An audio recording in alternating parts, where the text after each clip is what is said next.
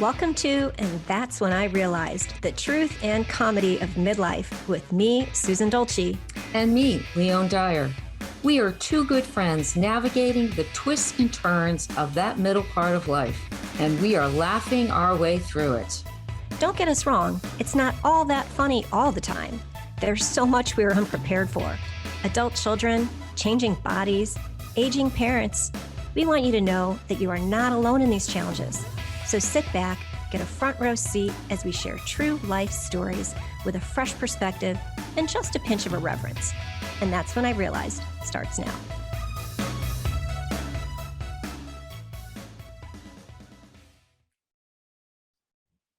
Hey everyone, welcome to And That's When I Realized.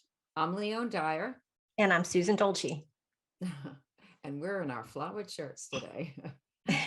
And this is a show where we're tackling the truth and comedy of midlife. So Susan and I are best friends, and we get together almost every Friday when life allows it. And we share everything that friends share, the joys, the challenges, the laughs. And we discuss all those things that, no one really is talking about. So I don't know about you, but we thought by the time that we hit our mid-50s, we would kind of have life figured out. But it turns out there's a whole lot we didn't expect. And that's what we're sharing with you. So, okay. So today's show is one that I picked. It was one that I said, hey, let's do this. And when the idea popped out, it was because I know a family that is currently separated from one another due to conflict. And the mom is passing, she's in hospice. And reconciliation for the adult children are not an option. So as a mother, a daughter, a sister, and Susan can step on board with this also, this seems unreasonable. And I had a hard time with it. Yet, as I started to do the research for the hows and whys for this show, on when adult kids don't get along, it all became too real. And we all have family members that are not connected with cousins, aunts, uncles, and yes, siblings and parents. But why? Some of the reasons are warranted and some are unspoken. But whatever the reason is, today, Susan and I are slicing and dicing when the adult children don't get along. So get a cup of coffee, a tea, and whatever you drink, and join us. Perhaps a cocktail for this episode. A cocktail, right? Yeah, I know. I don't have cocktails, but yeah, this is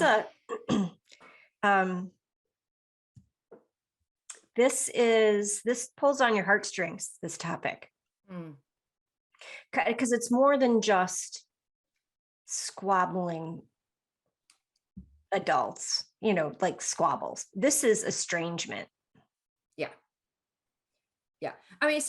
My brothers and I, we've had our fights. I have a brother that's a year younger, and then one that's 7 years younger. And, we've had our disagreements, our fights, but not to the level that when I was doing the research, I'm like, oh, it's tough. But yet I have cousins that I was telling this to Susan, that we don't really communicate with. Like, there's an upcoming funeral and most of my cousins will not be there, or other relatives, and we don't even talk. We don't even talk about it, which is odd. Like but I think that's common. I think because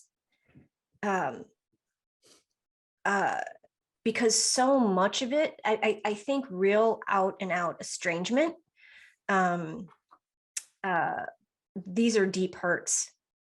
These are deep hurts to walk away. Leone's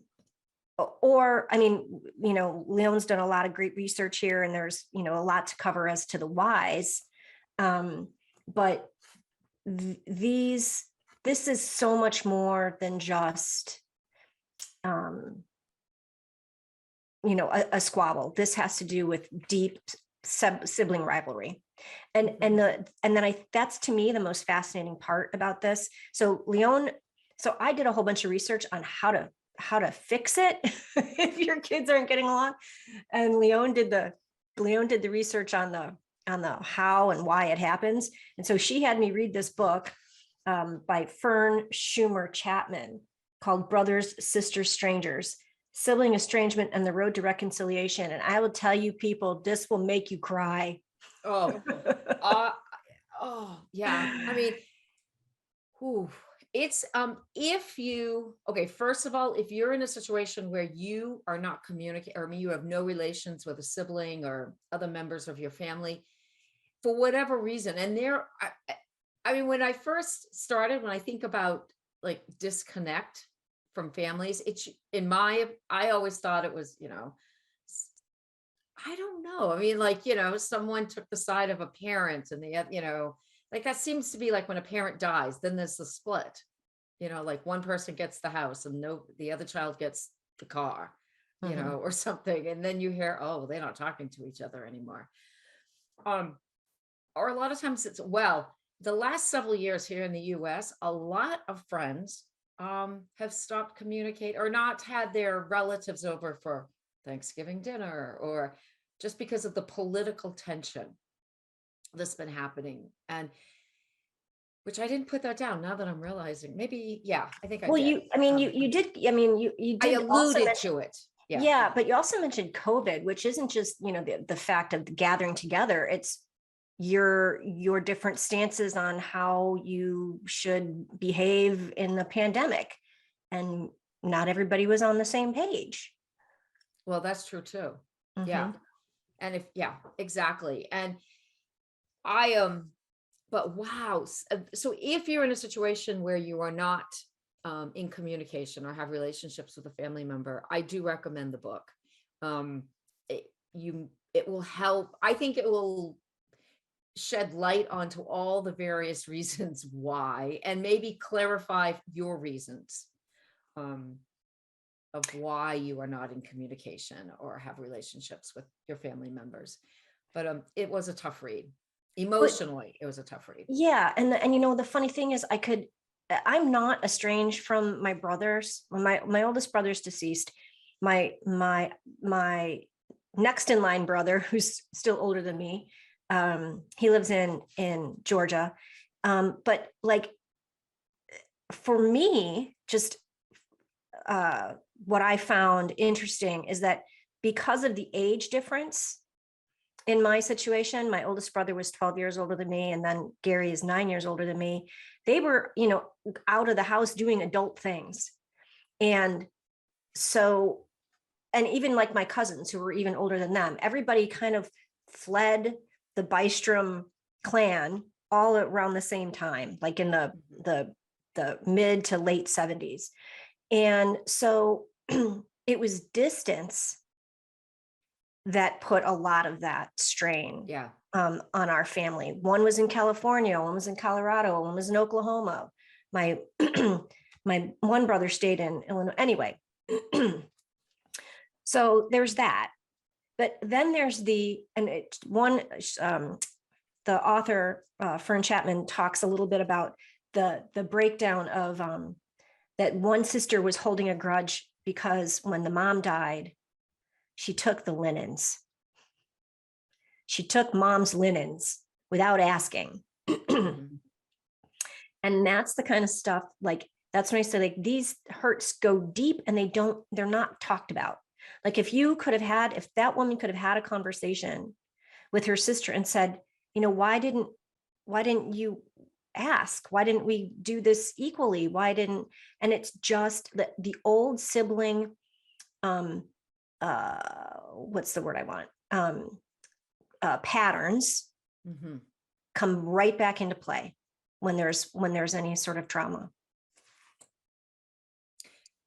And it does. I mean, think of like everything. I mean, that inner child, all the work we're doing, all our triggers. I mean, it's just like, it goes right back. Ground zero are those childhood years and how we're trying to acclimate ourselves to being seen and heard. And and I think, I don't know if I added this to the notes, but the hierarchy needs, not only do we, the shelter and food and care, but to be cared for or to be seen and heard plays such a value in that. So we start at a very young age. How are we going to be seen and heard? And then we start adapting ourselves around that.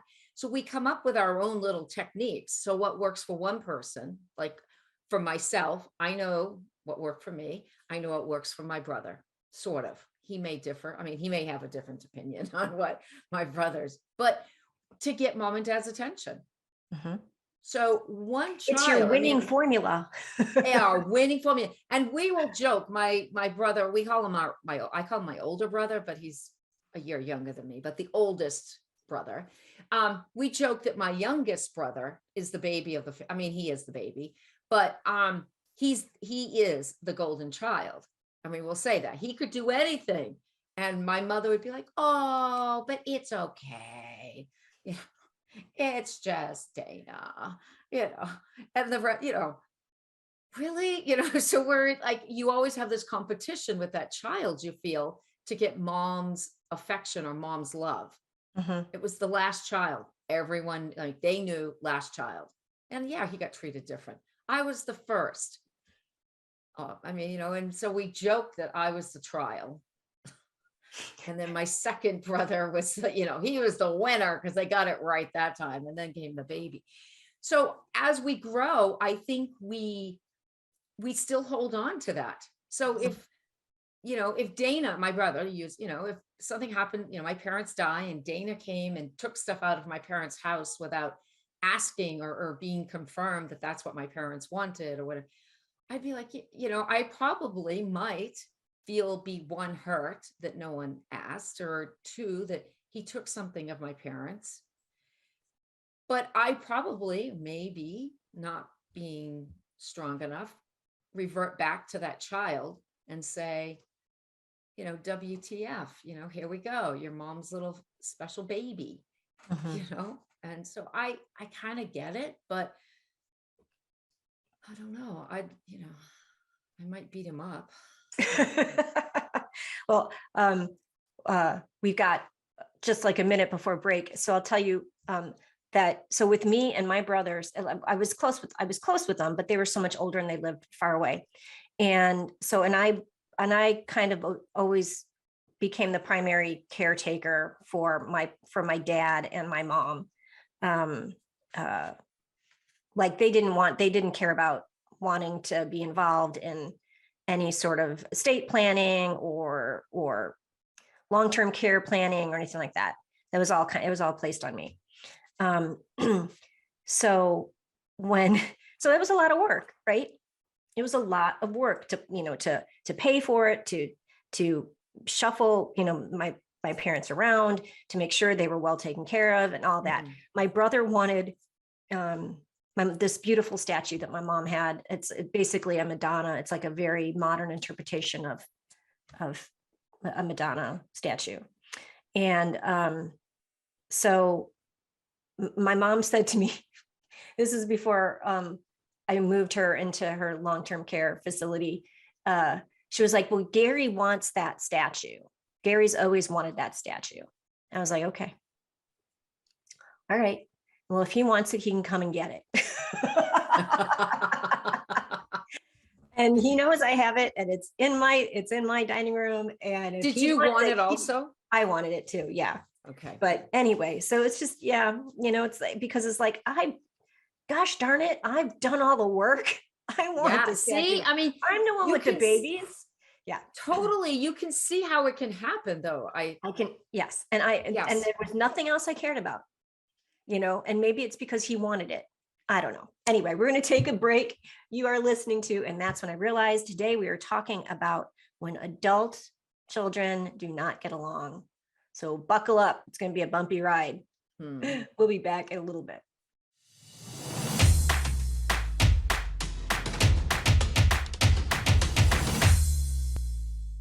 Welcome back. Today, Leone and I are talking about what happens, what it's like when your adult children do not get along. And we're diving in a little bit. I mean, we're kind of covering the squabble thing a little bit. But Leone's example was of a sibling estrangement, which that's you have cut this sibling out of your life. You're not having any contact with them.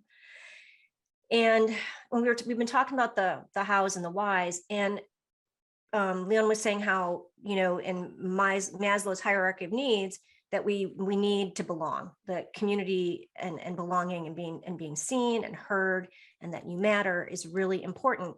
And that's so in parenting and like the parent coaching that I do, one of the things that we talk about is not just listening to your child and recognizing and seeing with, your heart and all that.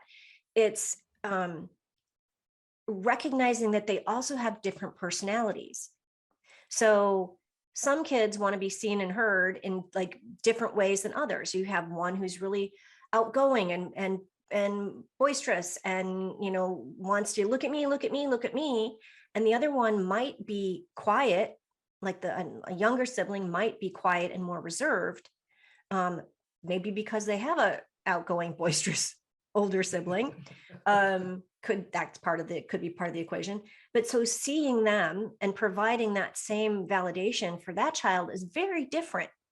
And if you relate to the older child more than the boisterous child more than the quiet child, and you're going to struggle with how do I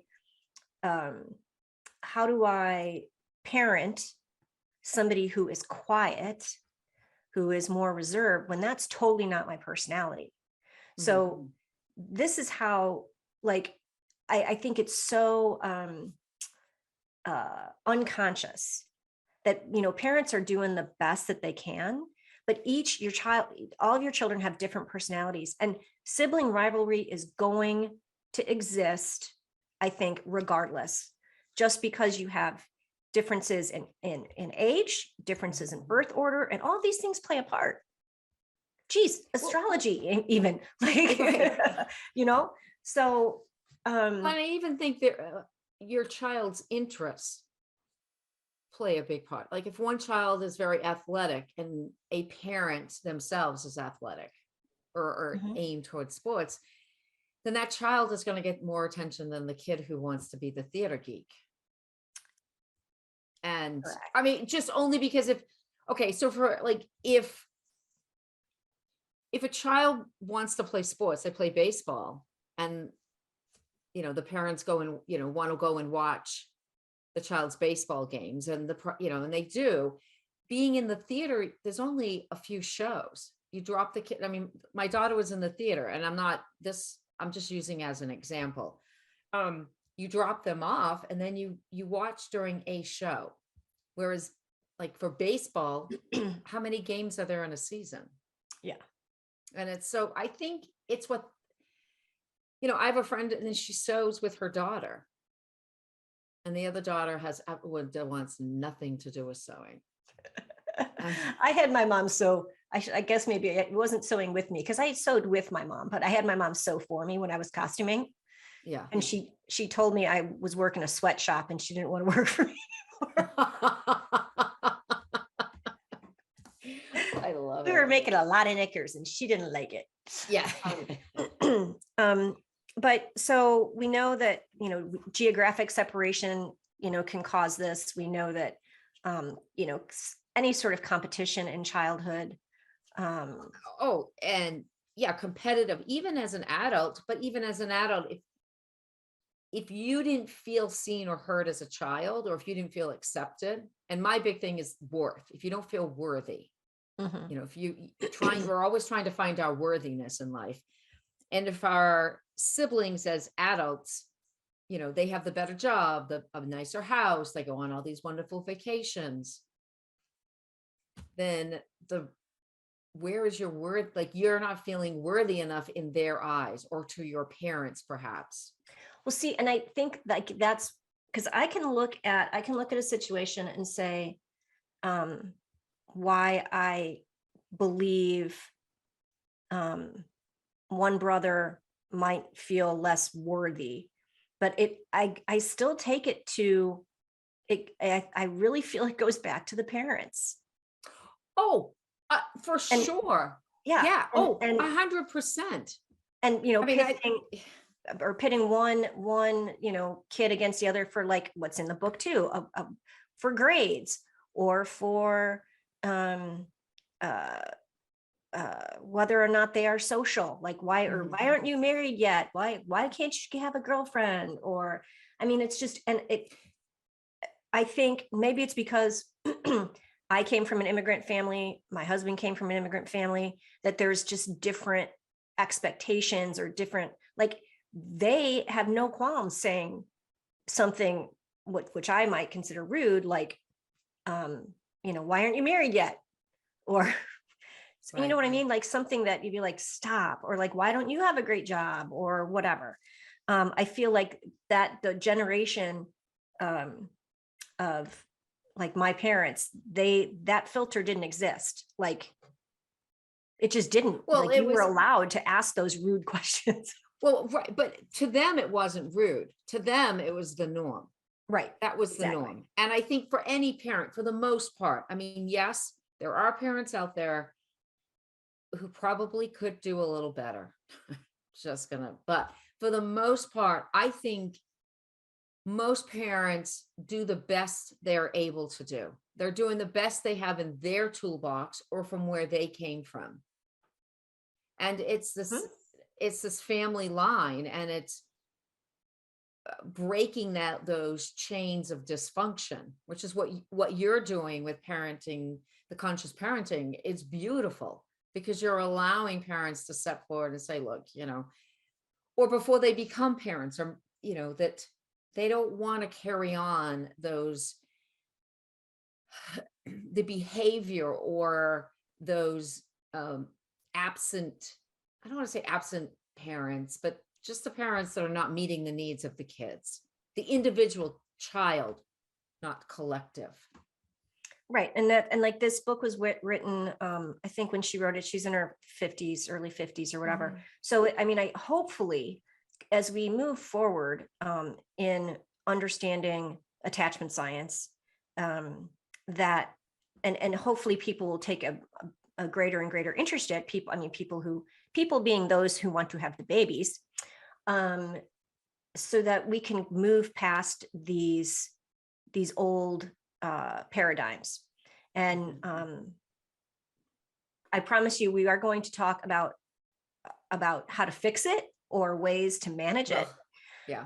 But because I guess what I wanted to make clear was that yes, every parent was doing the best that they could, but with inherited family trauma, if you don't talk about it, if it's something that like, so the author of the book had a very interesting parenting, what's the word? Like her parents it was an interesting coupling in that her mother was sent to the United States just prior to World War II. And because they knew the war was coming, and her parents died in the Holocaust. Is that correct? Did I read that right? I think and so her mother wasn't raised with a mother. She didn't know how to mother. And I know a lot of people like that who they either lost a parent, or their parent was mentally ill, or an alcoholic, or a host of all things, where they don't know how to be affectionate, how to listen, how to validate, how to form a secure attachment. And like I said, you can't blame them for that. So the hope is, if you know better, you do better. Yes. Yeah. Agree. I think if we have to sum up all the reasons why, the hows and the whys, I think it's poor communication skill. I mean, I highlighted this in the thing on our notes: poor communication skills and the lack of acceptance or belonging, or the feeling of lack and acceptance. I think those, if there is communication within a family, I think you're more open to express your grievances than for those that are not. Would you like to hear a good example of that? Sure. That happened yesterday. Oh no. Yesterday, my youngest turned 22. Oh. And all of my other two daughters will say she's dad's favorite. And he'll be like, no, I don't play any favorites, but they definitely have a close bond. And so I don't know why, maybe because he got up with her more when she was born than I did, but they have a close bond. And the thing, so it was her birthday. So he kept sending pictures in our fam text, right? Our group text of like, happy birthday, Bethy, with a picture, and happy birthday again with another picture of her. And then I think it was 4 pictures in where my oldest said, okay, Dad, you do realize that all you did was send me and Katie a happy birthday emoji. And he's like, I did? She's like, yeah, like you don't show your favoritism like your favoritism is blatant. But so she asked him, okay, she said, you can make it up by sending a picture of one picture of Katie and one picture of me. And he was like, okay. And then the next text was with a haiku for each picture. So the beauty part, what I'm getting at is that because there's communication, like they know that they have a close relationship. They're not complaining. Nobody feels left out. They can look at that they really enjoy hanging out together, and you know what I mean? Like their personalities gel maybe better than, my other 2. And so there's no animosity, at least from what I can see. And they like to poke fun at it. Like, so obvious, Dad. His haikus were actually pretty good.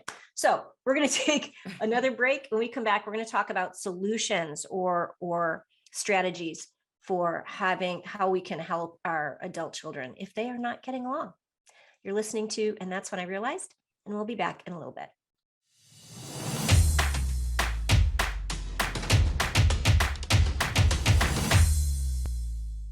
Welcome back. Leone and I are talking. I'm Susan Dolci. I'm here with my co-host, Leone Dyer, in case you are new to our show.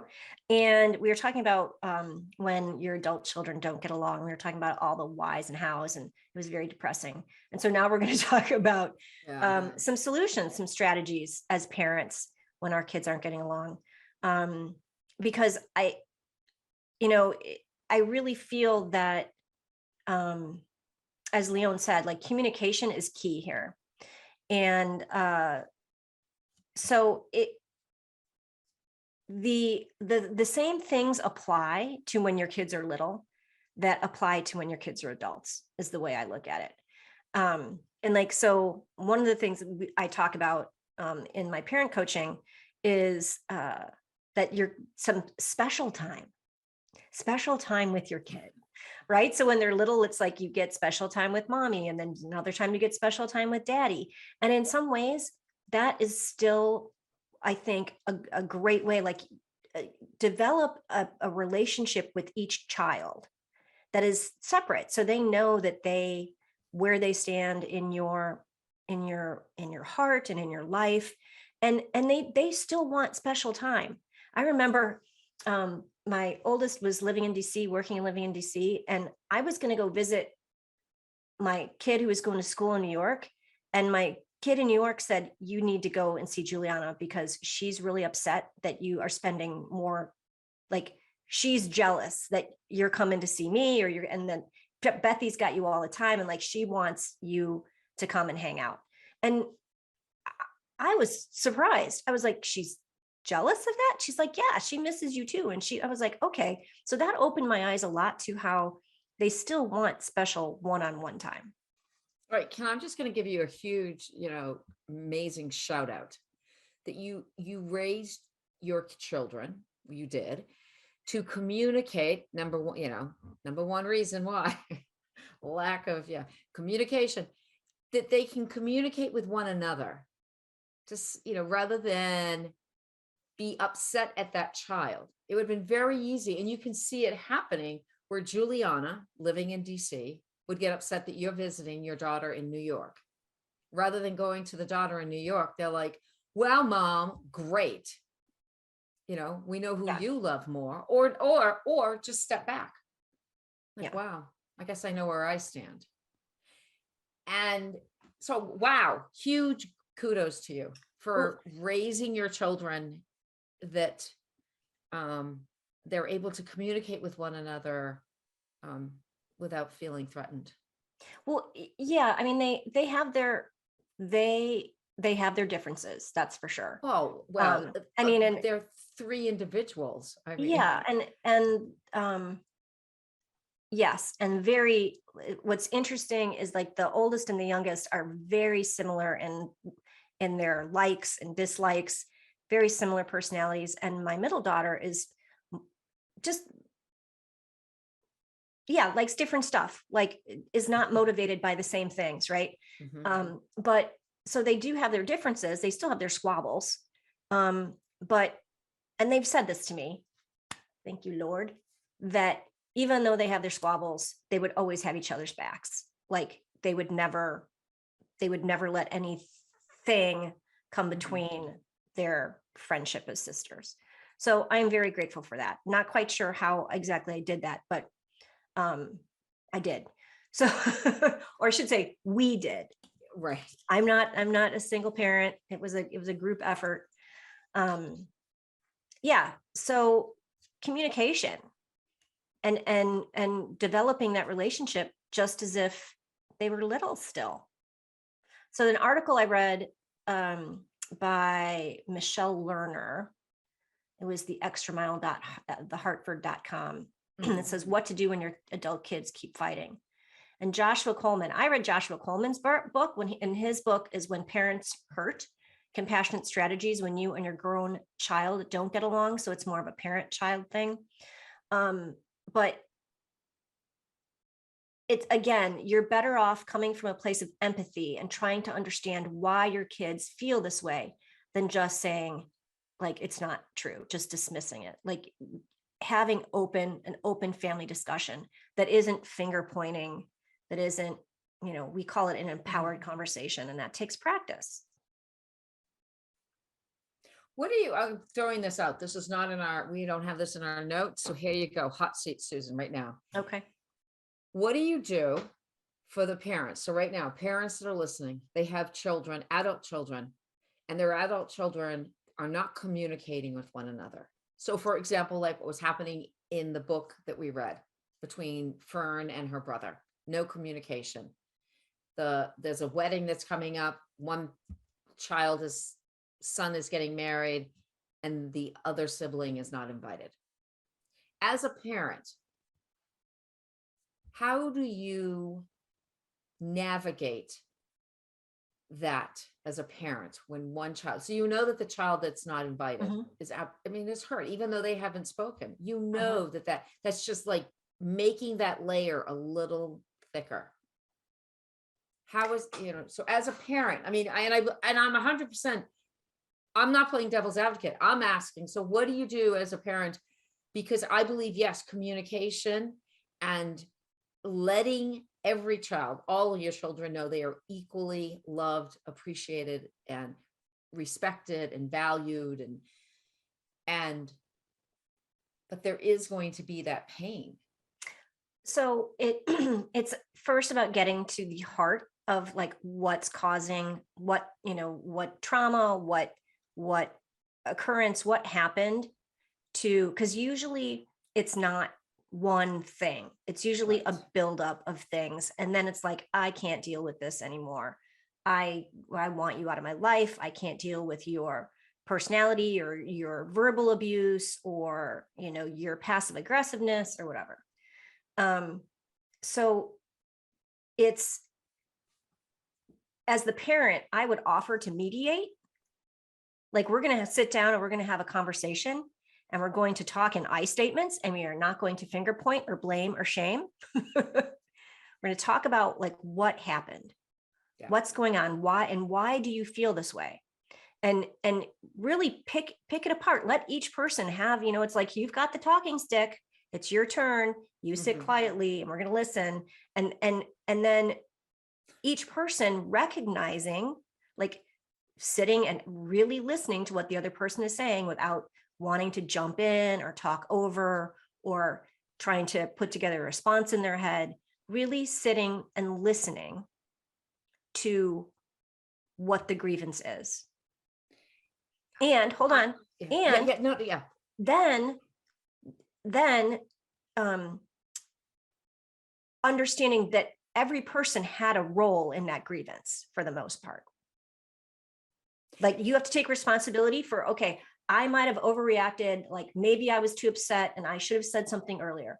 And the person who is the offender was like, I had no idea that I was hurting you because you never told me that this was a problem, that if I said this or did this, this was a thing. So, but the most important part of it as the parent is to hold the space and to help facilitate the conversation without attachment to the outcome.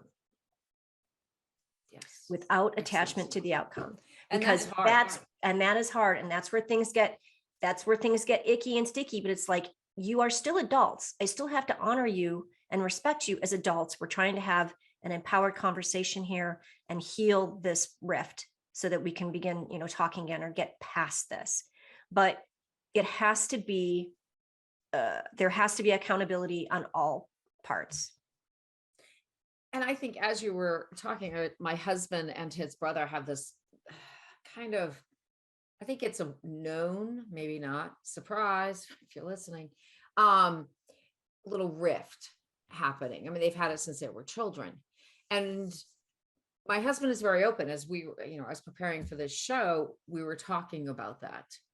And a lot of it has to do not necessarily with how my husband's brother acts now.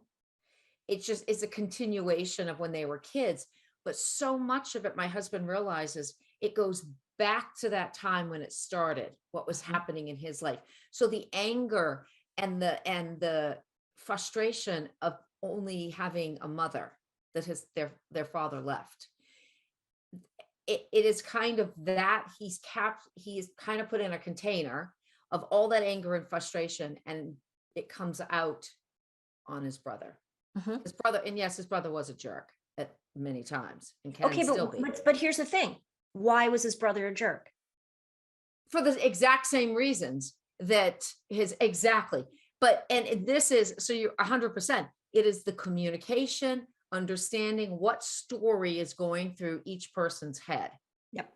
And feeling, and I'm going back, in that whole, I mean, if they feel valued or if they feel worthy as a child, which follows through into adulthood, then they're able to settle into whatever disappointment or hurt or frustration that they have to accept that.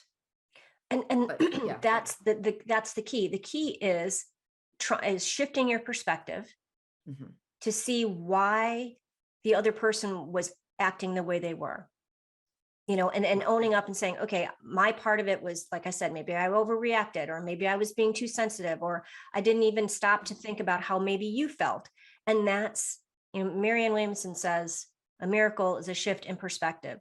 I think she says perception, or anyway. Yeah. But for me, it's like perspective, and that alone, like understanding where the other person was coming from. Like, I'm sure he wasn't being a jerk on purpose. Like his jerkiness was a reaction to some pain he was experiencing. Yeah. And he all of a sudden was the man of the family, unspoken, or maybe that was said at the, his 8-year-old.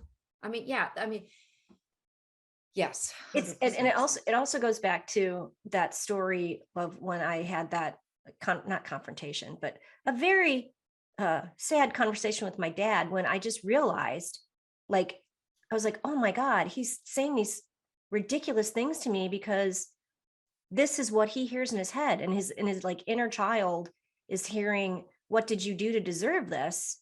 And that's, again, key in having these conversations is it's their wounds that are making them act.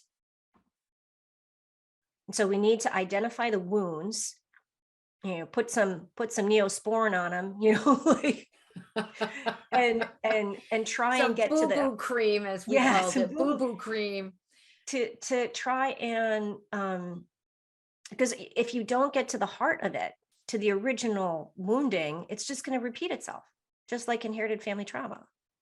Yeah. When we come back, I want to talk about, like, what should we do when the parents are not accessible to do this? Okay. Like if there are people, yeah. All right. You're listening to And That's When I Realized, and we'll be back in a little bit.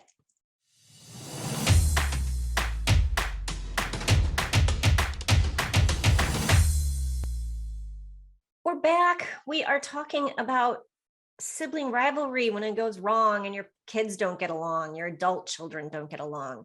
And so Leone said during the break, she's like, so what happens? Because I was saying, as a parent, I would try and mediate it as best I can. But what if the parent is sick? What if the parent is deceased? What if the parent's not available because of illness or just not available? Then what do you do? And I recommended that somebody needs, if you really want to heal the rift, like in the book, the sister says, okay, I'm gonna help out. Like, even though Fern, the author, she was like, even though I feel like this is toxic and I don't want to do this, I'm going to help. Now I haven't finished the book, so I don't know how the story ends, but I'm quite certain too, that if you really want to fix it, if all parties agree, I'm sure there could be family therapy or mediation or some way to get past this grievance, especially, you would, especially before a parent dies. Yeah. Like, because then again, that's even more, now you're just compounding the inherited family trauma. But yeah, that's, there's, I read a thing, is it in my notes? And it was about how there are mediation services for like elder care. Did I put that in here? I did not. But I mean, it is a thing. Yeah. You can hire a mediator. Oh, well, and that's what in the book that we read, Brothers, Sisters, Strangers, they went to a doctor, which was basically a third party, and to work out, and they were dealing with post-traumatic stress of living with just their family situation through trauma. And they had to go to a third party that their mom was unable to communicate that. And what prompted the show, I mean, for me to say, hey, let's do the show, is this family whose mother is in hospice and her kids they go and visit, but they all make sure that, it's almost on a time schedule so they don't run into one another. And we're like, what are they going to do at the funeral? I mean, what are they I mean, what, I don't even, and so that's why I was like, I don't even understand how this can happen, but it can. And yeah. And this is a similar story from my husband's, my father-in-law's side of the family. All of his sisters are estranged from each other because, back in the home country in Sicily, the oldest, and the oldest was supposed to get married first, and she didn't, and so a younger sister got married first, and then it was that everything fell apart. And the second oldest sister just recently passed, and the youngest sister lives in the area. She didn't come to the funeral. And I think it was like, what have I got? Why? I think she felt maybe it would be disingenuous, and maybe there's some truth to that, but I don't know how you mourn the loss of a sibling. I'm sure she's still upset that her sister has passed. I don't think that goes away. Not to think she's over here going, whoop, whoop, got her out of my life. But yeah. And I think as we, like we're wrapping the show up here with, I don't want to end it on a downer for sure. No, we're not. We've got what, how many bullet points we want to go over? Yeah. Yeah. So in Schumer Chapman's book, she gives a handful of points here. So she says, put the past in the past, focus on the present and the future, and start softly. Yeah. I love, and some of her other, like check the ego. Like, just take a break from the ego. I think that's, which like this again, one, it's funny now, my kids, when they're mediating friendship fights, this is what they tell their spouses, to their friends' spouses to do. But it's like, use non-confrontational I messages. yes, I yes. feel so much less accomplished than you, rather than provocative you statements, like, like finger pointing, like you always bullied me, and you. Yeah, I statements are always safe. And another thing that she talks about is, maybe you don't step back into that relationship as brother and sister. Maybe you step into that relationship as friends or acquaintances, just agree to, this is what we're going to do. We're going to, and slowly work your way into that communication. Yeah, Or because into that relationship. Accept your brother or sister as he or she is now, and put away childhood hurts, perceptions, and labels. There are reasons a brother or sister treated a sibling a certain way. Consider that it may be because of how you were parented rather than anything they did. And that's ding, ding, ding, ding, ding. Yeah. And also, knowing the triggers. I mean, you grew up in the family, and, those key words. I know my brothers, I mean, maybe not completely, but I understand where they get upset. And so I would avoid that. But yeah, I think communication, I think that is number one. Communication. Yeah. And, and she also says, managing expectations, which, that's what, kind of like I said, you can go into this with an open heart and empathy. But in my opinion, try not to be attached to the outcome. Like, because it might not look the way you want it to look. Like, whatever this reconciliation looks like, it might not look like the brother sister or sister sibling relationship that you want it to look like. Right. This is sort of like starting over. Like you said, consider it more of a friendship. So right. So Which, excellent lead right into the sticky note for today. So today's sticky note: connection is the energy that is created between people when they feel seen, heard, and valued, giving and receiving without judgment. Brene Brown. That that really truly is the key to relationships. Everybody just wants to be seen and heard and know that their life matters. Yes. Yep. 100%. So hopefully we didn't depress everybody out there. Hopefully maybe you have some tips or ideas. Yeah. Go text your sibling and say, hey. Yeah. Wherever you are, I love you. Yeah. Life's too short to hold a grudge, people. Yeah. So sure. Thank you for sticking around with us for this hour-long show. And that's when I realized, remember, age is just the number of years the world has been enjoying you. Thanks for listening, everybody, and we will see you next time. Thanks for being here with us today on And That's When I Realized. We are here to shed some light on the misconceptions around midlife by sharing real-life stories and a fresh perspective. Look, we know it's not easy, but change is constant and inevitable. Let's explore what it means to move through challenges with a dose of humor and embrace each challenge, each new discovery with a higher sense of understanding. We hope you heard something today that made you laugh and recognize the truth and comedy of midlife. See you next time.